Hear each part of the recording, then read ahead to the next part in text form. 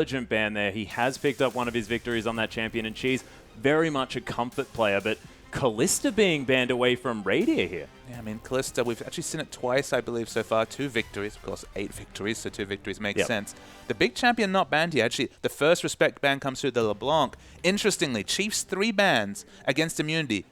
No Swain ban. And of course, Swain, 100% victory so far for immunity. The MVP's rolling in that champion. And the Chiefs, they're putting out a gambit. They're, at least at this point, you know, they do have first pick. There's a potential to steal it away, but Swain first pick, probably not going to see that. Yeah, Swain first pick is a difficult thing, especially when it's not Cheese first picking it. But Sion is going to be the final ban. The respect for the immortal swiper in the top lane.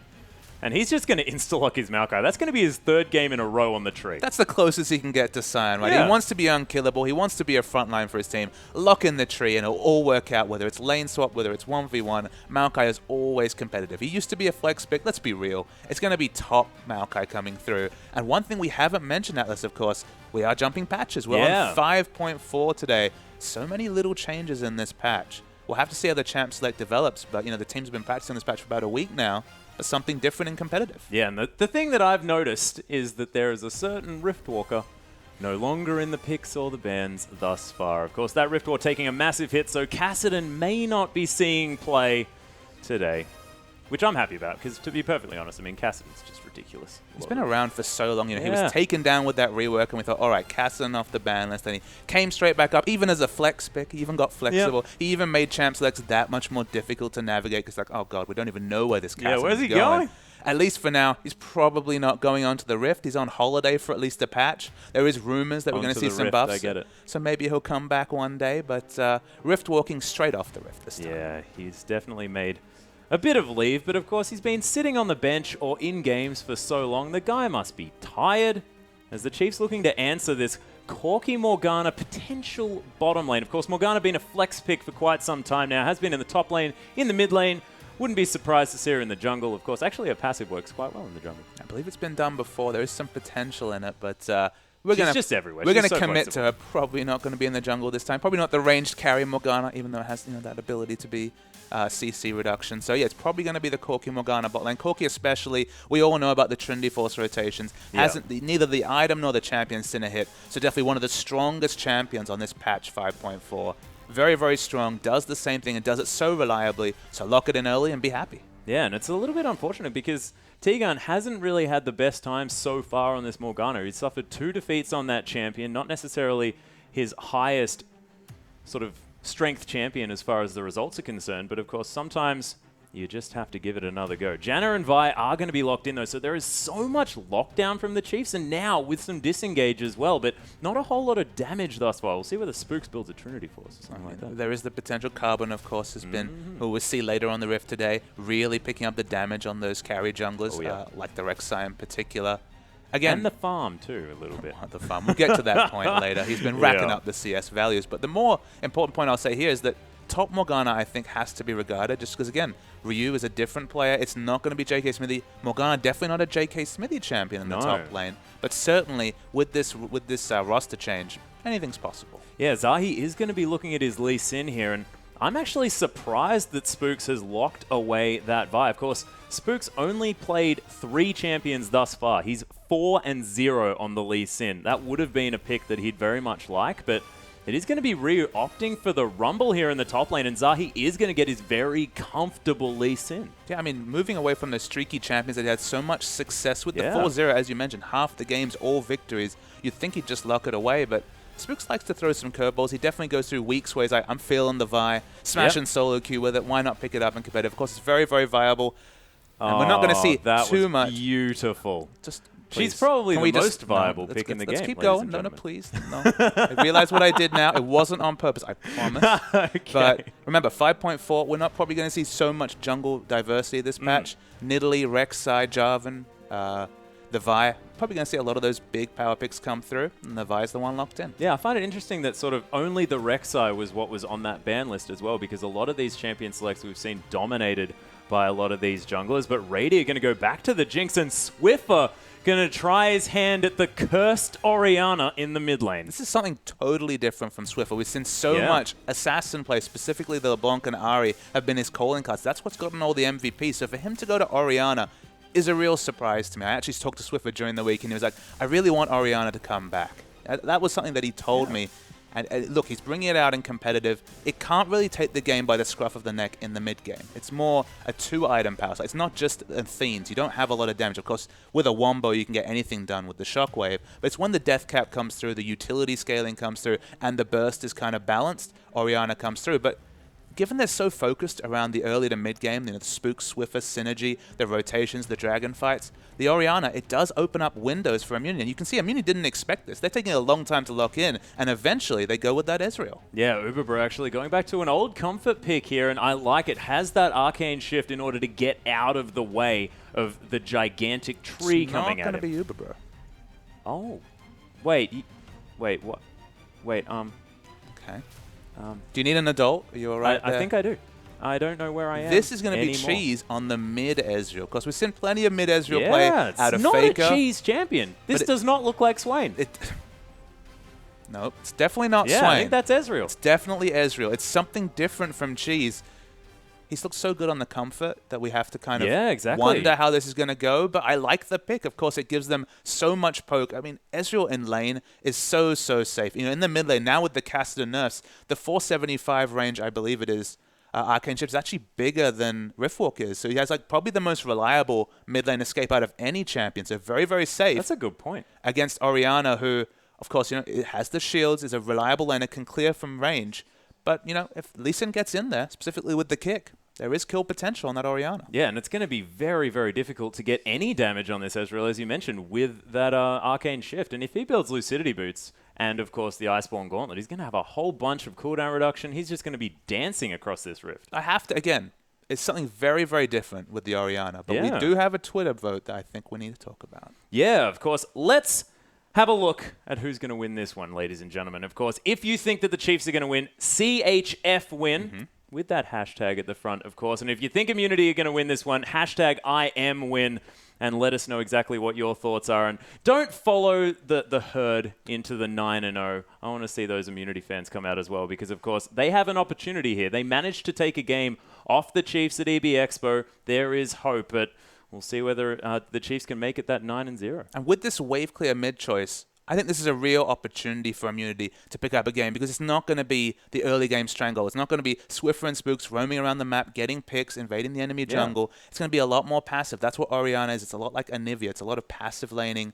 and then so much utility and strength in team fights later in the game. But you're kind of committing to that the game will go long.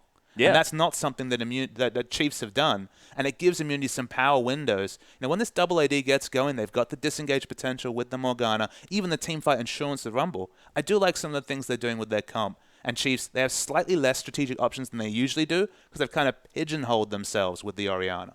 Yeah, and it's just a really scary thing to pick this Orianna just in general at the moment in the pick, OPL. Of course, as well. Yeah.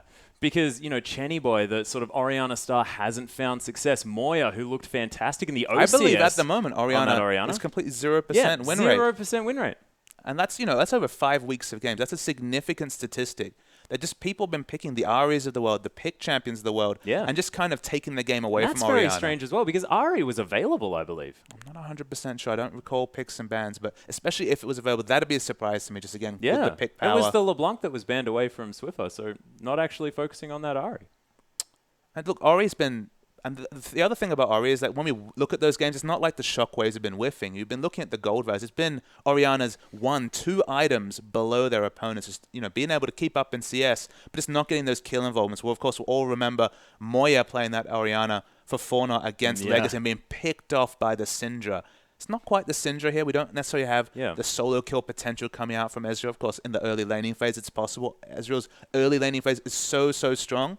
I would say, for one item champions, i.e. starting with the Dorans, Ezreal's probably the strongest laning champion, because he can push the wave, he can right-click to auto-attack and balance that with the Q to push. And until his first shop, he buys tier, and of course that kind of slows him down. He doesn't have the wave clear to match a lot of other laners. And once Orianna gets a few levels in either Q or W, she can insta-clear waves, not an option for Ezreal outside his ultimate. But in the early laning phase in particular, you can boss around your enemy. You got the long range, you got the poke from range. Ezreal's very, very strong in the early laning, and I'm looking for Zahi to kind of use that advantage, know that Orianna's going to be playing on the back foot, and just try and be really aggressive around mid lane. Yeah, and there's the fact that, it's going to be difficult for Spooks to gank that lane as well, just because Arcane Shift makes Ezreal so safe in that lane, and Vi relies so heavily on landing that Vault Breaker, and we'll just see whether Cheese can capitalize. And look, Vi in general doesn't offer a lot before 6. She has some damage ganks. If there's setup CC, the Vault Breaker can do work. But, it's flashable. It's not that reliable against an Ezreal, with effectively 2 blinks. Two abilities that negate. Of course, Ezreal versus Blitzcrank, famously, you remember. You can negate so many spells with that Arcane Shift. The flash as well. I expect Cheese. I want to see Cheese playing very aggressively in this lane. Yeah. Auto-attacking the Orianna, punishing her before she gets a lot of wave clear. Because you don't have to respect that vibe from the jungle if you're Ezreal. Yeah, and do you think that maybe this Orianna was picked to stop Cheese from picking a Swain? How do you think the Swain-Orianna matchup would have gone had that got through? I mean, it sounds painful, but I don't think it's unmanageable. Yeah, that's the interesting thing. Maybe the read was Morgana mid, where you can kind of play whatever you want, so match wave clear with wave clear. Maybe it's just a bad read, but look, Orianna, very strong against wave clear champions, very strong against assassins, so it's a very safe blind pick to a degree.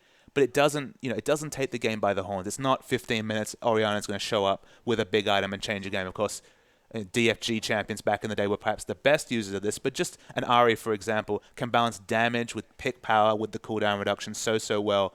Ahri with Morellonomicon is a lot scarier than Orianna with Morellonomicon. That's probably going to be the first buy. It's going to be the 20% CDR. It's only till the AP starts scaling for both the shield and the damage, the utility scaling comes through, that Orianna really shines as a mid laner.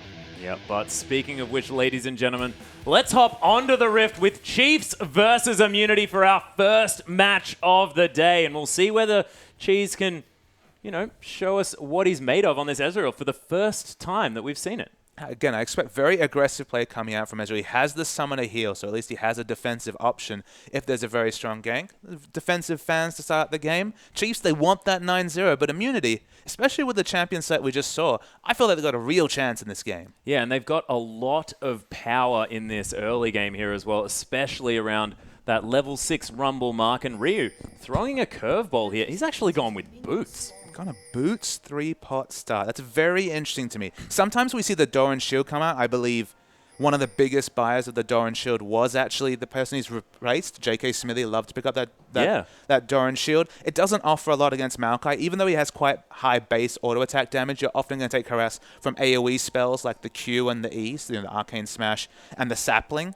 In this case, maybe it's just a point of not really respecting the 1v1 against Maokai and maybe not expecting a lane swap. A lane swap suddenly spending 325 gold on the movement speed, not combat stats. That's somewhere you can punish the Rumble.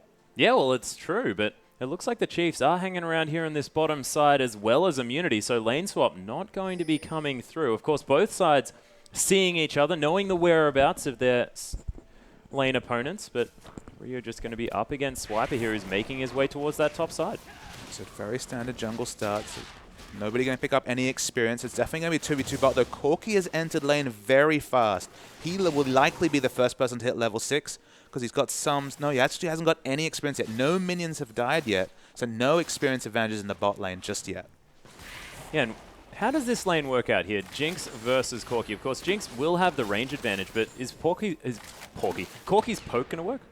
I think in this case, it's very hard for Radier with kind of the short range when you're in minigun form to avoid the Phosphorus Bomb trades. Corki, when he's hitting Phosphorus Bomb autos, is going to win most trades. He's just such a strong trader with that ability. So it's not the Sivir where, for example, you can negate the Phosphorus Bomb damage. With the medium to low range and the instant trades coming through from Corki, I feel like Corki should win this lane, especially early. But Jinx, I mean, the thing I always come back to is once she picks up that BF sword, it gives us so many options with the AoE damage coming through from the rockets that I think this lane could start to turn towards Radier and the Chiefs. Yeah, and already Uberbro's taken a whole bunch of poke damage. Rosie just hanging out, putting shields on top of Radier's head. The Janna way. Just wants to sit in a brush and press that shield button. It has ended up being the Morgana bot. You already mentioned it hasn't been a lot of success coming through from Tegan on that champion. He's very used to the hook champion, so of course the Dark Binding, similar kind of missile speed, similar kind of flavor. Of course, you hit that Dark Binding 3-second route, it's going to have a big impact in fights, and he's going to have a target on Radier's head the whole game. Yep, Swiper might be getting some attention here on the top side. Zahi's quite low, though, as Swiper comes down to chuck a ward into that brush. Doesn't actually do it. Sonic Wave lands. Zahi takes an Arcane Smash to the head and actually needs to worry here because Swiper's coming in at him. My goodness, Spooks is up here, though, looking to try and help out. Rio's going to silence himself, get a fair bit of damage down. Vault Breakers to come in. Very early flash, but a necessary one from Rio, and they're going to save. The confidence of Swiper to play so aggressively, relying on his jungler to close the distance and come up. If we did see an aggressive move onto him, excellent play coming through from Swiper. You can see the experience in the bot lane. Yeah, Vault Breaker actually doesn't find its mark here as Swiper going to start tanking up that turret a little bit early. Uncharacteristic mistake here from Spooks, but they're not going to pay for it too much. That was definitely almost a welcome to competitive play coming out to Ryu. Welcome to membership of the OPL. They're going to go for the dive again. There it is. There's the twisted advance for the insurance, and first blood for Spooks. Beautiful juggling of the tower, although Spooks did have to flash, but first blood pretty easy there in the top lane. I'll rely on you and say maybe he had to flash. I wasn't 100% sure he was going to be able to walk very close to the edge, but just not taking a risk. No need to, Vi. She got a pre-6 gank off. She's kind of snowballed in what we'd expect. You know, she's probably feeling better than expected with that early first blood. Can go back, picks up the Rangers Trailblazer. Of course, it now costs gold to switch between those jungle enchants, so more likely that both these junglers are kind of locked in their early enchant, focusing on farming from both of them. Yeah, Swiffer actually holding onto his mana very well here in the mid lane. And she's still copying some harass, but has been throwing out Mystic shots left, right, and center.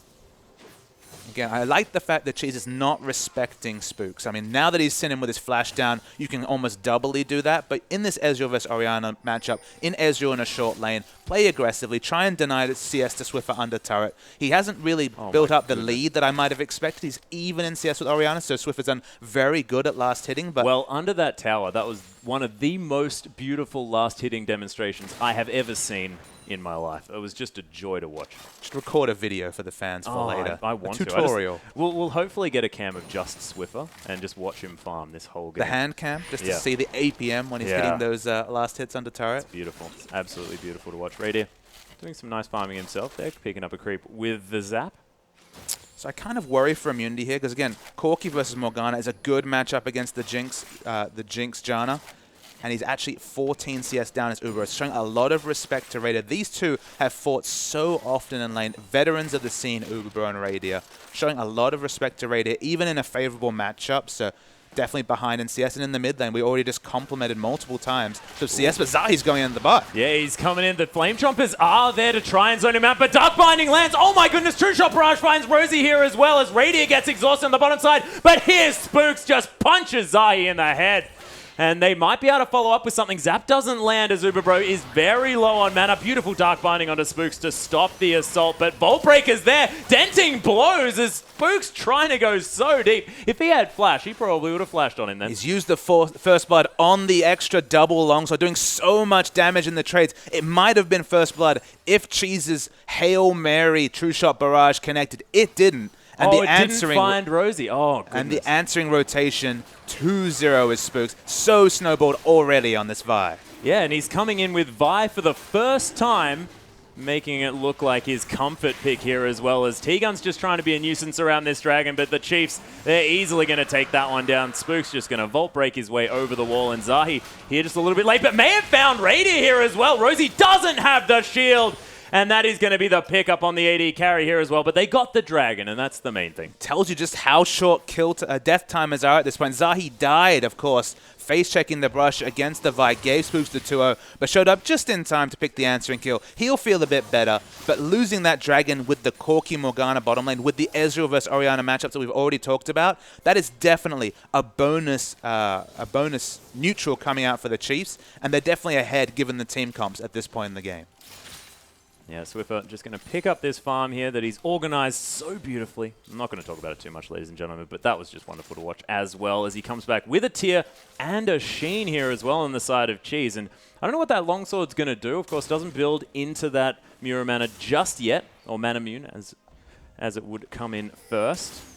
But we'll see whether he's going to go for that Trinity first. Probably going to be the pickup, but the significant thing for Cheese is that with that back timing at 8 minutes, he's not just buying, say, a Tear and a pickaxe. He's not just committing to working towards the Mura mana. He's kind of splitting hairs and saying, all right, I'm definitely going to have a worse first buy than you. Of course, working towards a Merlinomicon, 20% CDR, AP and mana regen, an excellent buy for Orianna, whereas the tier is that 700 gold building towards what will eventually be the Poke Muramana coming later in the game. But the Sheen at least ensures that his trades are better, his ability to push the wave is a bit stronger, of course, with the passive applying. So at least he has some wave control. But in the top, we're seeing a lot of trades between this Ryu and Swiper. Yeah, actually, Swiper managed to get out that equalizer, but he's still so healthy as Ryu just takes so much aggression. Swiper is just so aggro on this tanky tree. I mean, he's supposed to be this big, immovable tank, doesn't do a whole lot of damage, but Swiper's not making him look like that. And with Spooks, he's already coming. He's spotted by a ward, but I don't know if that's going to be able to stop the aggression coming through from the Chiefs. Yeah, it could be the dive up here in the top lane. Assault and Battery is available as Spooks has a minion wave there as well. Twisted Advance just Vault breaks him.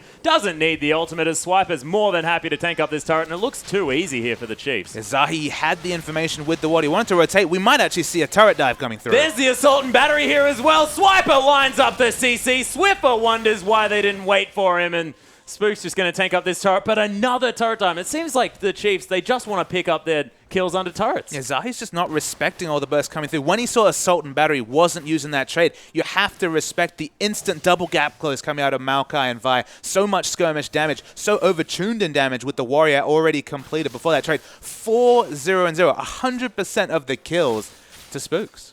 Yeah, may not be Swiffer's day this time. It could be the Spooks MVP. But let's not speak too soon, ladies and gentlemen, as there's only a 2,000 gold gap. The Chiefs are ahead most definitely, but we'll see whether Immunity can turn it around. Of course, their comp going to hit some power spikes coming up relatively soon with Corki building towards that Trinity Force. Has gone with the Sheen first, so wanted to max out on that poke damage, and it made sense. We saw that Dark Binding hit in the bottom lane, and the Phosphorus Bomb auto attack did a lot of chunking onto Radier here. I mean, you really want to start with the Phage if you can afford it, just because it gives you that 10 movement speed on auto attack, especially when you last hit a minion, it gives you a bit more movement speed. The significant factor there is that you hit an auto attack, you move faster towards Radier, then you can position your Phosphorus Bomb just that much better. It's so smooth when you have the Phage trading with Corki. Of course, the burst damage trades that are possible with this Sheen, you know, maybe actually just looking at the range of the matchup and just trusting that he's able to hit the Phosphorus Bomb, he'll be doing more damage, but again, less health, less attack damage, more relying on those poke trades will be the core. And you can see the Chiefs just playing so carefully here as well, really respecting the 1-2 punch to possibly come through from this Morgana-Corki combination and not wanting to make any overly aggressive moves. Of course, Spooks, he was waiting around, but Radiant, he doesn't mind. He just wants to farm, get to that late game stage. I think Spooks might have been spotted up by a smart ward they had around the cove. Of course, with the pink, they have exclusive vision of the brush there, but there was a smart scouting ward coming through from T-Gun. Long-time support, able to get around those pink wards. We see the trades continue in bot, and in the mid lane, Swiffer, he's keeping up in CS, and that's really all he has to do against this Ezreal. Yeah, this has become sort of an agriculturalist lane here in the mid lane. They're just farming it out, farming it out. Not quite CS records coming down. They don't quite have, you know, over 10 per minute, but doesn't seem like too much trade damage coming through either. No. We'll keep up with it. We'll see whether they can get towards that 10 CS a minute mark. And it's going to be happening pretty soon. Look at this, Spooks. The ability to have that second massive completed dive, of course, so...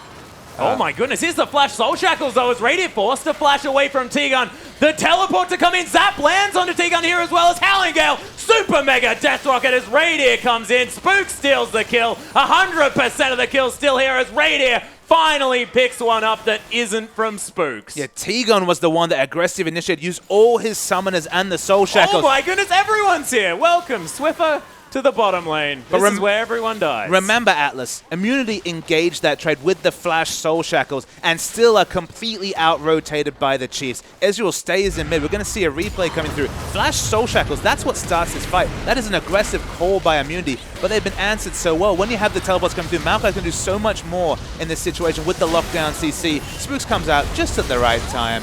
I thought he might even pick up the 6-0, but can't quite manage it. But to engage that fight with the Flash Soul Shackles and then get out-rotated, communication is off for Immunity in this game. Yeah, a little bit, of course. Dragon is going to be up in another 3 seconds here as well. All of Immunity are heading there. They're going to get there very, very soon here as well, as the Chiefs still a little way away, but I don't think they're going to be able to burn it down quite hard enough, as Cheese on Ezreal has managed to pick up the mid lane turret, so a little bit of global gold going into the back pockets of Immunity, but They are actually going to be able to possibly pick this one up. It is stolen away by Uberbro of all people as Zahi makes his way to the back of that Dragon pick, able to safeguard his way over, and Immunity successfully disengage after that first Dragon. A very high-risk attempt at finishing the Dragon does pay off, but the Chiefs, you look at the item builds that come through. Infinity Edge already completed at 13 minutes. He doesn't need boots when he has that item. There was no way that Immunity could have won an extended fight, so credit to Chiefs.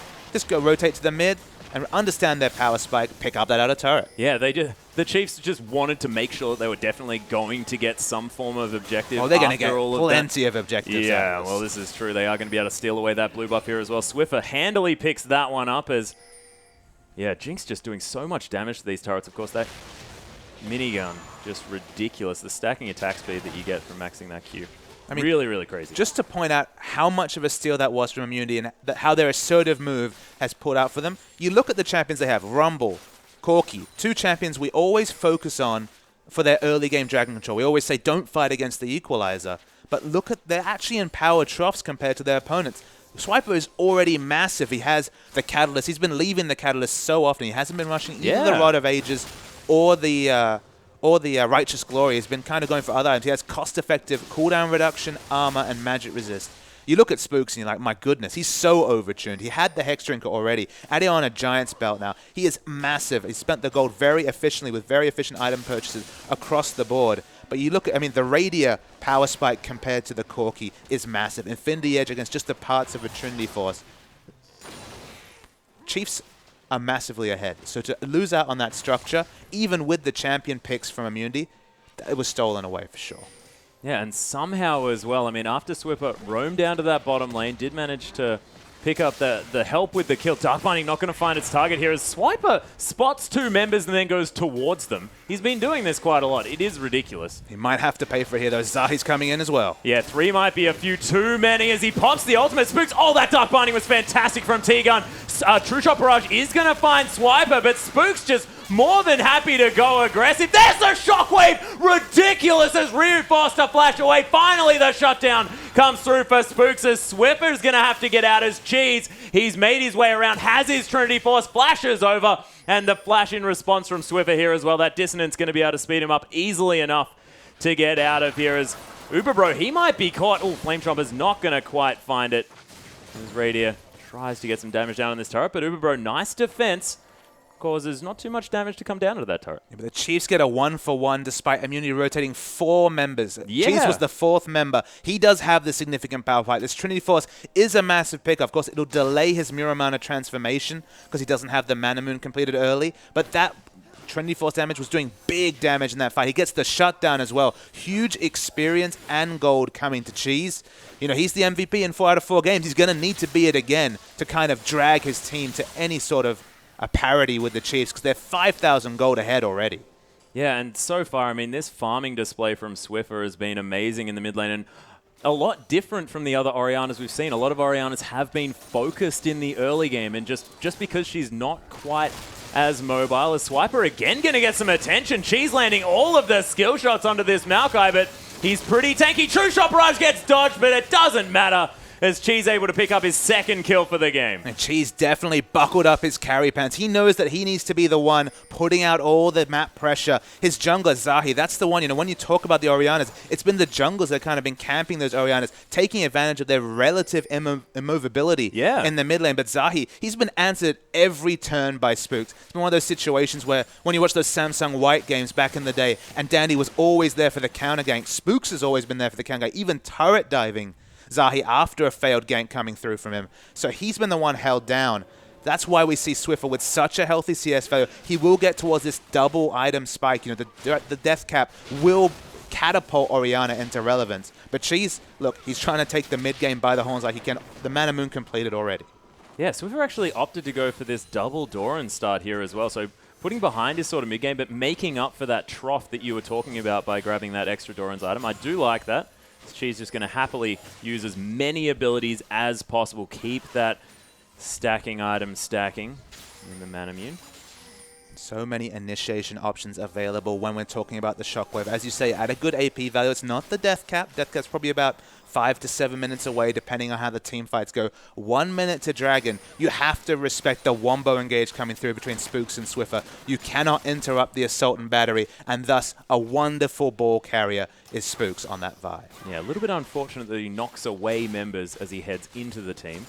But we'll see whether they can sort of still catch them, even if they are going to be hanging around. Of course, they can't use abilities while they're getting knocked back, so it might give them a decent opportunity to get that shockwave happening. Of course, teleports are available by both of our top laners, who neither have flash here as well, so you're not going to see any flash twisted advances in this next fight. But 5,000 gold is the gap by the Chiefs, but double Trinity Force, and we'll see whether these power spikes in items that Immunity have managed to hit with the double magic penetration here for Rumble and these Trinity Forces, see whether that's actually going to be enough to help them out in this next Dragon fight. It's worth noting the front line for Chiefs have doubled down on magic resist. The Hex Drink was picked up very early. Spook's looking for the steal. He does smite away the blue. He does steal it, but does not have smite available, at least for a few seconds at the moment. Yeah, this is very aggressive play coming through from the Chiefs. Spooks, just no fear at all, vault breaking right into the enemy team. And there could have been any number of members, minus Rumble, hanging out just in that brush. But it does open up, but when he didn't have a second sight, Spook's going in. There's the assault battery and the shockwave. The 1-2 punch is shown here by the Chiefs. That was beautiful. That was very Fortnite-esque against the Immunity lineup, and they might be getting nightmares now. I'm not even sure they knew that Cheese's flash was down. So close is it to the flash cooldown coming up. But with that amount of burst damage, so overtuned is Spooks. Surprised by the damage, even dies with heal available does Cheese. And Chiefs, they're going to pick up this second Dragon. Yeah, and there would have been nothing he could do as far as that heal was concerned. I have a feeling he probably would have just died anyway. Of course, the dissonance was yet to even come through. That was just so much burst damage. And it all comes down to the fact that this Vi got so far ahead so early. I mean, it's the pathing of Spooks. Spooks has been wonderful throughout the season. We've talked about his Lee Sin. We've talked about his Rek'Sai. We're going to have to add Vi to that list. And now we're pretty much talking about all the viable junglers. Okay, he hasn't shown the Nidalee, but, you know, there's still time. Yeah, well, he hasn't needed to here, of course, as well. His Lee Sin has been fantastic this whole season. What he's been known for sort of across the years here as far as his history is concerned, but now adding Vi to the repertoire, looking fantastic is Spooks. It's almost purely magic damage, at least at this early stage coming through from Immunity, so you can understand the Spirit Visage rush coming out from Swiper. There's so many low cooldown spells on Immunity's lineup that it feels like every auto attack's going to be proccing that passive. You're going to get the Spirit Visage bonus health coming through from the passive for Maokai, so it should be so tanky in the front line. We mentioned the earlier Hex Drinker, cost-effective damage and magic resist coming through that from Spooks. No Aegis just yet, and not going to be looking to build towards an Aegis, so we still can see the potential of AoE magic wombo coming onto the back line, but the front line, good luck getting through it. Yeah, it's exactly right. Oh my gosh. But so far, I mean, managing to stay 30 CS ahead here in the top lane for Swiper here as well, I mean, that is a difficult matchup just in general as far as, you know, being a tree against a flamethrower. That's never going to work out, ladies and gentlemen. But historically, it's also been difficult for Maokai here in the top side. But of course, Spooks' help has just meant that Swiper can become massive on this Maokai and just push relentlessly, not really mind about getting caught out because he's already at that super tank stage. And one of the reasons why Rumble's such an excellent matchup against Maokai is because, I mean, look, in terms of the kits, all right, you know, you use the Twisted Advance aggressively and you get burnt down by Rumble, so of course he does a lot of Flame Spitter damage in the matchup, but usually you're building the Rod of Ages, you're building the Righteous Glory. You're not itemizing for magic resist, but going this unselfish build, no selfish Rod of Ages stacking time required, not even a Righteous Glory for team fights, going straight for the Spirit Visage, he has magic resist so much earlier in this matchup. Yeah, unfortunately, Spook's unable to find the Vault Breaker, but there's going to be the ult, but he gets turned around and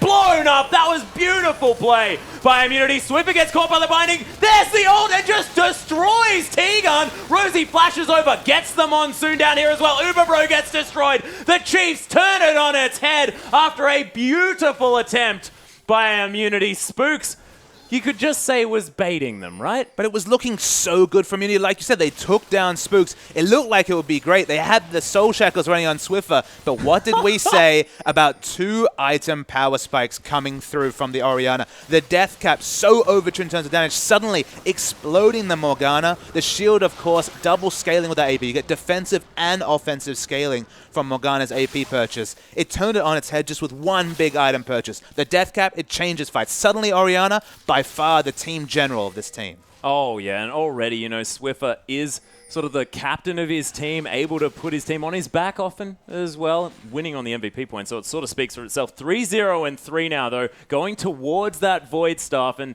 that's going to be when this Shockwave is going to be such a devastating ability for the first time that we've seen it here in the OPL, because it's just sort of been bouncing people around a little bit, but now it's going to be destroying them. Yeah, it's reminiscent of those 3,000 ELO Shockwaves from Pharrell and Lord once upon a time, really taking apart teams. We haven't seen that in the OPL. They've been tickling enemy teams. They've been for crowd control and never for burst damage. But finally, Swiffer, you know, he wanted to bring it in. He's making it work. And Immunity with a mid-game comp, they're already getting outscaled by Chiefs. It's only going to get worse. Yeah, the Equalizer actually coming through here as well. Swiper's getting burnt down, but he's taking no damage here at all. That ultimate ticking down. Finally, the Flame Spitter comes in, and Ryu able to secure that kill, but my gosh, Swiper lasted so long. Yeah, and the polar opposite side of the map, they're trying to get damage onto the inner turret. Probably going to see the outer turret fall down to Zahi, of all people. He's the one that stayed in the top lane. Chiefs, they're going to commit to the inner turret. This is definitely a favorable trade for the Chiefs. Yeah, outer turret does fall down. Of course, Immunity will take as many advantages as they can get. Turret for turret, and they get a kill on the top side. I mean, theoretically, it is going to go their way, but now that they've lost this blue buff here as well, probably not going to be so great, as Dragon not going to be up for another minute 20. Not sure what the Chiefs are planning on doing here in the river. Probably killing a Scuttle Crab. I mean, the issue for Immunity, you look down these items, Trinity Force. So double Trinity Force complete. The Muramon is transformed, and we've seen Ryu, he's opted for the Equalizer-centric item build, picking up the Leandries. This is the mid-game core, but there's so much gold on Chief's side, the 7,000 gold lead, and the late-game scaling advantage completely in their advantage. The fact that with these mid-game items, Immunity don't look like they're confident to take a fight, that's the worry. Is they've picked for the mid-game, they're losing the mid-game handedly, and the late game, you know, with this blasting one, soon to be a Void Staff coming through from Swiffer, the late game's coming pretty damn soon, Atlas. Yeah, it's 25 minutes in this game. I mean, Swiffer has close to 270 CS now with the Void Staff in his back pocket. This is a 3-item spike at 25 minutes from this mid laner. It is getting very, very scary for Team Immunity. As Ahi not even going to find his Wolves. Oh man, can't catch a break. This Lee Sin. Spook's going to be wandering around this ward here as well that has been put down. Nice clearing work going to come through from Immunity. They're looking for a potential fight. If they keep this level of vision control and manage to get a pick here with T-Gun, they could manage to turn things around. But we saw that happen before and it didn't quite work. We'll see whether the Chiefs are going to be able to just brute force their way to this Dragon. We have to see very good positioning coming through from Immunity. This Shockwave will delete people. They need to stay unclumped. If they clump up, we're going to see fireworks coming through from the Swiffer Orianna ultimate. He's going to need patience. He's going to need to hold it. But if he gets a 3 or 4-man Shockwave, Immunity have absolutely no under. No Aegis coming through. Void Staff complete. It's going to wreck the fight.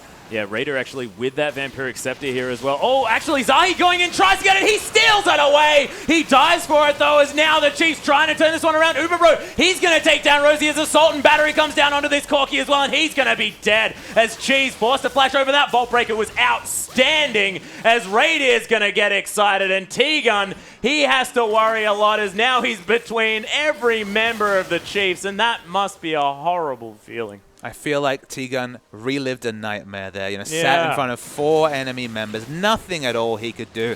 It's very smart by Swiffer to hold on to the Shockwave right to the end of the fight. Just use it to secure the kill on Cheese. By far the priority member. By far the overtuned member damage-wise on Immunity. And Chiefs, they wiped Immunity on the floor. Yeah, well, that's the thing. And having T-Gun up last here as well just demonstrates how fantastic the Chiefs are at focusing the right targets in the right order. The target selection is definitely the criteria we're talking about. Chiefs are always on board with that. That's the experience, though, of having a settled roster.